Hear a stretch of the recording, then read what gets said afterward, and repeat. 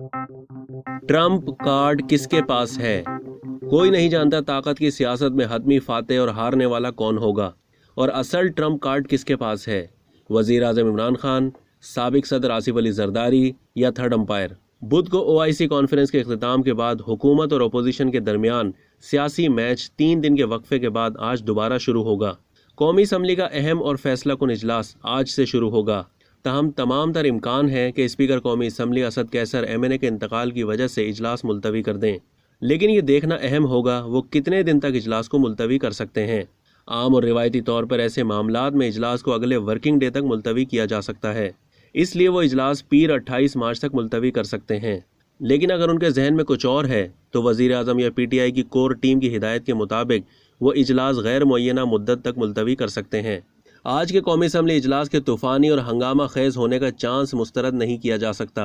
अहम सवाल यह है कि स्पीकर अदम एतमाद की तहरीक कब पेश करेंगे। अब बहुत कुछ आर्टिकल 63A की तशरीह के हवाले से सुप्रीम कोर्ट के हुक्म के नताइज पर मुनहसर है, जो मुंतखब MNA या MPA की नाअहली से मुताल्लिक है।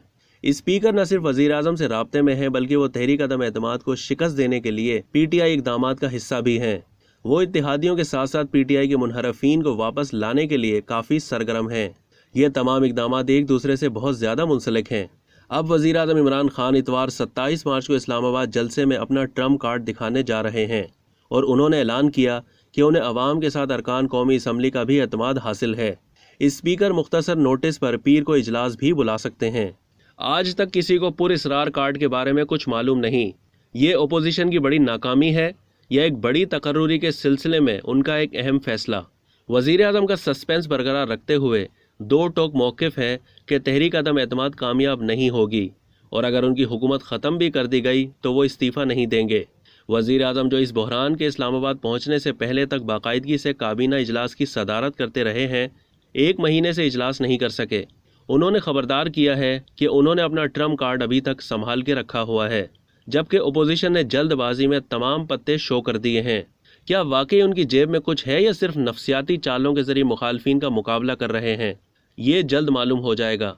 वज़ीर आज़म अपनी कानूनी टीम के साथ भी मुसलसल राब्ते में हैं, ताकि तहरीक अदम एतमाद से पहले और बाद की हिकमत अमली तैयार की जा सके। बज़ाहिर उनके आर या पार की सूरत हाल उनके 3 हुकूमती इत्तेहादियों मुस्लिम लीग काफ, MQM पाकिस्तान और BAP के फैसले पर मुनहसर है। दूसरा, वज़ीर आज़म नए वज़ीर आला पंजाब का ऐलान भी कर सकते हैं, और फ़ायदा जहांगीर तरीन या अलीम खान को जा सकता है। ये भी हो सकता है वो परवेज़ लाई को वज़ीर आला बनाने पर रज़ामंद हो जाएं या पहले से हो चुके हों, बशर्ते कि वो BAP और MQM के साथ हुकूमती इत्तेहादी की हैसियत से पोजीशन बरकरार रखें। बहुत कम इम्कान है कि वज़ीर आज़म अहम तकर्रुरी के सिलसिले में तमाम फ़ैसले कर लें, जबकि ख़ुद PTI में बहुत से लोग इसे खुद पर खुदकुश हमला समझते हैं। अब साबिक सदर और अपोजिशन के सबसे अहम रहनुमा आसिफ अली जरदारी के पास कौन सा कार्ड है?